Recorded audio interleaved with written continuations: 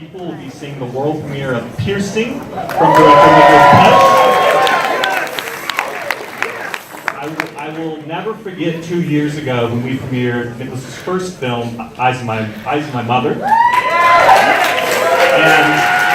I remember standing in the doorway as the crowd left, and it was literally the blood it was gone from everyone's face, pure dread and terror of the experience. It was incredible. I don't think tonight's film is going to do that for you. This is a lot more fun. It's still really fucked up as hell, but it's in a fun way.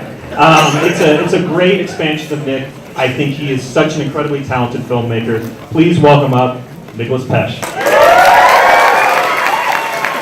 Hey guys, thank you all so much for coming out. I know it's late, so I'm gonna keep this quick. I just have to thank my people who are in the audience who came out. My producers, Josh Mond, Tony Campos, Schuyler, Weiss, Jake Wasserman, Max Bourne, Avi Stern, YL Films, Memento. We got a fat crew. My DP is here, Zach Galler, costumes, Whitney Adams, Lampert, our production designer, and Sophia Supercasso, our editor. And I just want to thank you all for coming out and supporting the film that we all made together, and I hope that you guys all like it. And like Charlie said, it's fucked up, but it's fun, so it's okay to laugh and have a fucking blast.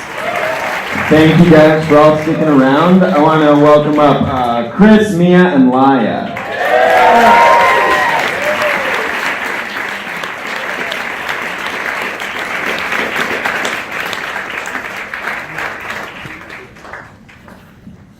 I don't know what time it is, but seriously, thank you guys all for staying. Cool. So before I open up the questions to the audience, I have a few. So you want to talk about just kind of you personally discovering kind of source material, and what was the kind of process to get the rights to adapt it? Yeah. The book that this is based on is written by the same author who wrote the book that Takashi Miike's Audition is based on. And if you guys have seen Audition, you can definitely see common themes in here. I was a huge fan of the movie Audition and the book, and I love the author. And the author kind of has this great way of poking fun at the darkest shit, and I really liked it. We reached out to see if we could get the rights, and we did, and it was kind of straightforward. And, yeah. Cool. And then a question just for the cast. I feel like I've seen you guys do a lot of more very serious roles recently. I wonder if the kind of silly, kind of goofy tone was something that kind of attracted you to this project. Want to work on it? Yeah, for me, very, very much so. I mean, I think this movie only kind of works in jest in that way, and a little bit tongue in cheek. And yeah, I mean, it makes everything playful and strange and weird, and it's cool to do this. It's kind of a romance in a way. It's a very strange love story, and it was kind of. And I probably won't be able to do something like that again, obviously.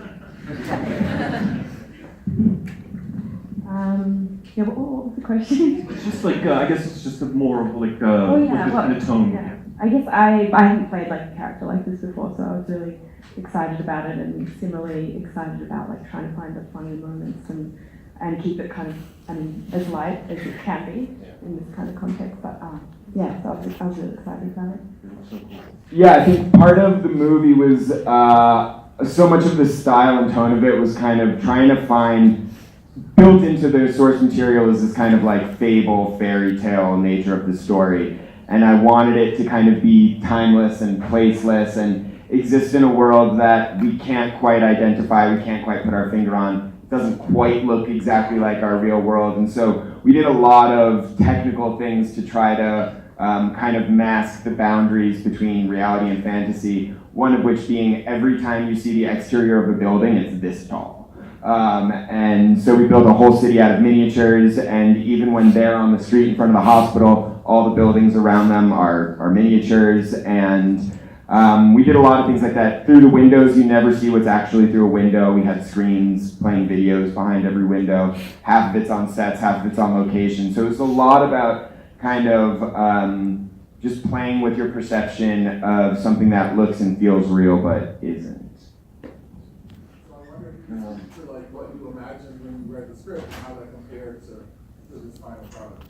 I mean, part of that is the fun of filmmaking, I guess, because you read the script and then you turn up and Nick had made these little, what were they? Little, like models or little dioramas that were very lo-fi, and then just discovering the set and things like the wallpaper and the color of Jackie's apartment, all that stuff was really amazing and like a complete surprise, I guess, because there's no sense of that. I mean, well, a little bit of a sense of that in the script, but that's all like the fun for me. So I have to be very honest here. This is the first time I read the script. I thought, well, I have no fucking idea what this is. But I was just reading my role, so I really liked, I read the whole script, but then it was like, is this role really worth it? And for me, like the scene with the phone call, it was like, this is a really worth it role just because this scene is going to be so much fun.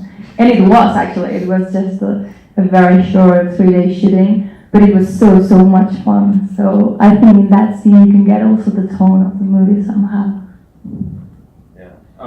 Nick is very thorough and meticulous, so I knew exactly what this was going to look like way before we shot it. I mean, Nick really, he maps out everything. He knows what he wants to do from A to Z, and so I felt extremely safe in Nick's hands, and yeah, I knew what I was expecting. Nick, I love the music in this movie. I'm curious, what was the opening song over the title credits, and can you talk about your approach to the sort of playfully ominous music? Yeah, so the title of that song is called Too Risky a Day for a Regatta from the movie Tentacles.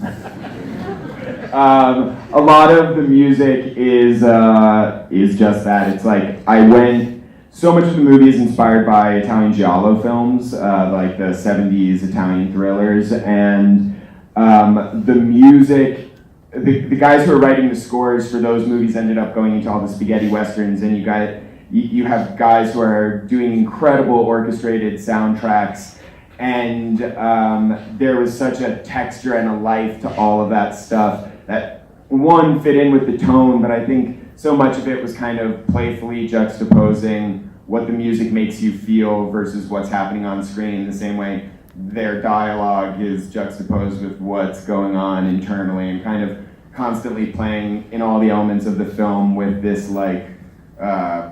almost disparate juxtaposition of two emotions. And the music was just really fun to choose. Right here, Mile. For Christopher and Mia, the last scene of the movie left your characters' futures ambiguous. Did you guys come up with your own idea of how your relationship ended from your perspective, and did that inform the way you played that scene? Well, I mean, sorry. No. The ending was different a few times, like in different writing, in different stages of the writing. And this ending, I could say, was kind of figured out. We made it up on the spot. Yeah. So I have no idea, just because it was a little bit last minute. But I don't know. I guess I kind of felt like, I just felt like maybe they would kind of continue on this strange adventure, and I don't know, meet up once a year or something. I really don't know. Similarly, I have no idea, but I feel like they're never going to stab each other. Yeah, always gets close. Yeah. That's a sequel. Go right here. So what was the original scripted ending? The book ends with her piercing her nipple, and it's done. And kind of, the beauty of movie making, you start, especially when you get to the end of the movie, you can kind of get a sense of what everything is feeling like.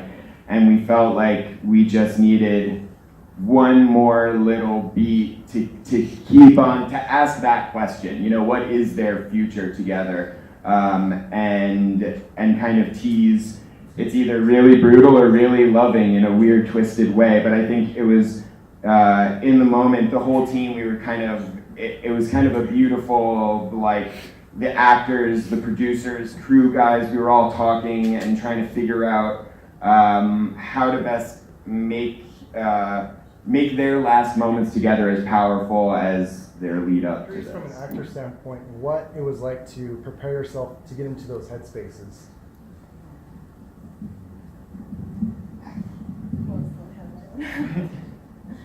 Well, for me, that's something nice about Mona. That scene, the phone call, I was talking to you, saying like, but she knows, or it's all in his head, for example. But actually, I didn't really need to know that somehow. So I like that point. So I don't think that was really necessary for me to play it. So I don't know. I felt also like when I read the book, there's like a certain tone to it, and then I think that then translated to almost a certain way of speaking and a certain cadence to the whole. I don't know.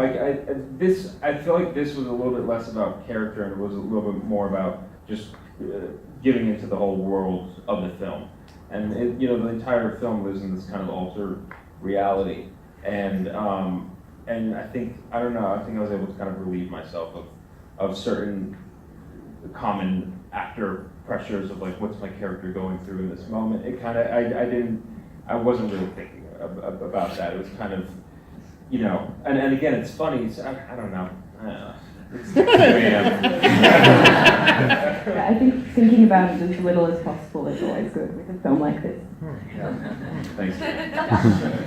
Last question. Have you seen anything like that before? Was there inspiration behind that, or did it just come? That was kind of another like, oh, what if we do, like, we're on set doing the scene, it was like, what if we did this? And, I'm fortunate that I work with great filmmakers and collaborators, and we all like talking about movies, and on set, it's like we get to talk about our own movies, and that was something that the scene was always written as such, and the sound effects were kind of like, it would be cool if we did this, and it was. Yeah. Let's give a final round of applause to Nicolas Pesce Piercing.